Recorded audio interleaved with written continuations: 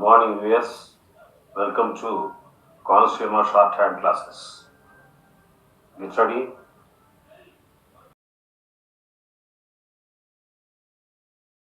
Five seconds. The undue influence which will vitiate the will must be such as operates upon the mind of a testator at the time he executes the will and thus controls and induces him to make the will in the manner in which he does by reason of that influence. It must be such influence as affects the free agency of the testator and impels him to yield his choice to the person exerting the influence. Acts of kindness, disparaging statements of one who is the natural object of the testator's affection and bounty in general will not constitute undue influence, but if these operate on the mind of the testator at the time of making the will so as to place him under any restraint and control, the terms of the will they may amount to undue influence. It is not necessary that the undue influence be exerted by a beneficiary under the will, neither is it essential that the undue influence be exerted at the time of the execution of the will, but the undue influence that will vitiate a will may be the sum total of the effect of words spoken and acts done at or prior to the time of executing the will, but the effect of the acts must operate upon the mind of the testator in the act of making his will and restrain his free agency at that very time. Otherwise, the influence doesn't affect or void the will.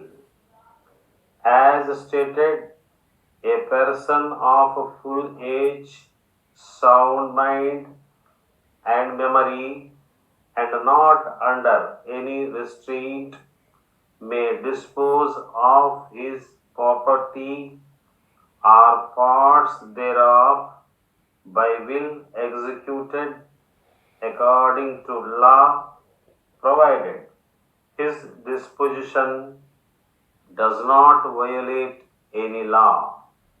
The testator has a right to decide the terms of his will.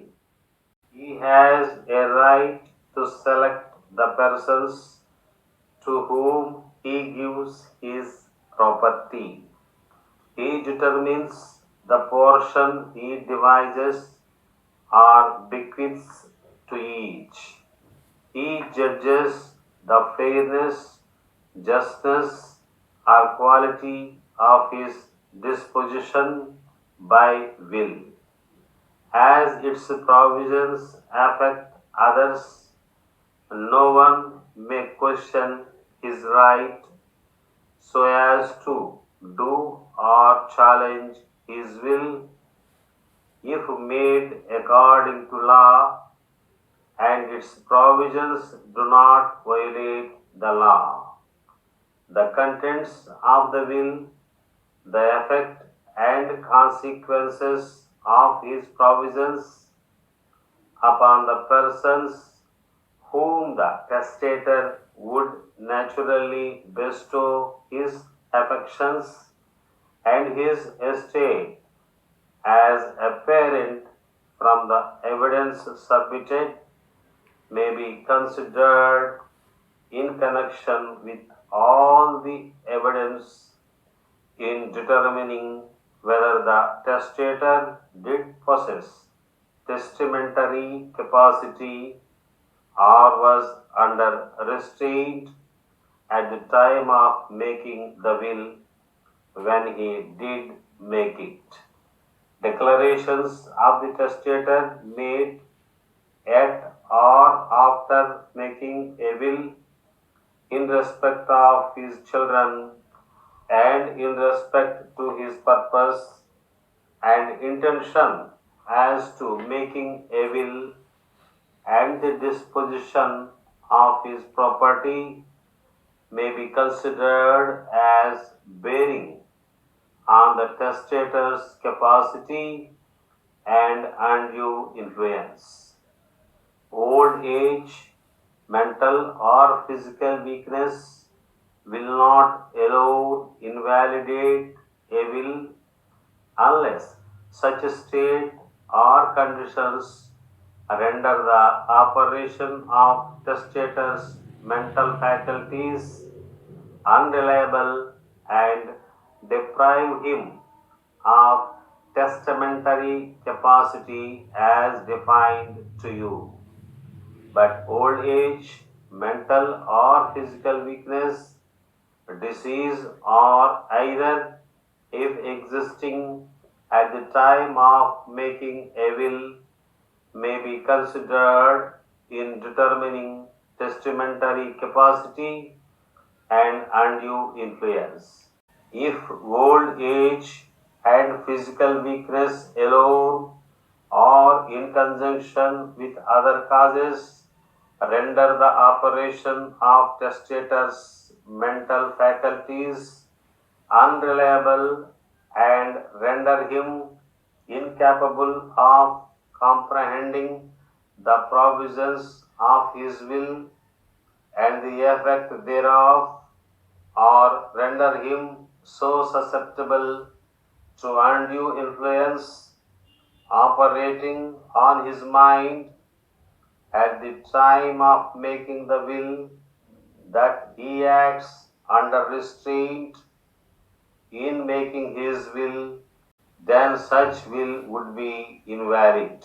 Much evidence has been submitted bearing upon the issue between the parties. The door to the history of the life and death of John Smith, deceased, has been left ajar. You have been given glimpses therein. Evidence has been introduced tending to prove his age, his marriage, his domestic life, his pleasures, his sorrows, his traits of character, his virtues, and his frailties, his business enterprises and successes, the extent and value of his estate, the names of his children, their possessions and necessities, his conduct towards them and theirs towards him and each other, his advancements to them, his health and infirmities, his strength and his weaknesses, his sufferings, the opinions of physicians and of acquaintances as to his mental states and faculties, all these and more have been submitted for your consideration. It is your duty to digest these matters of evidence.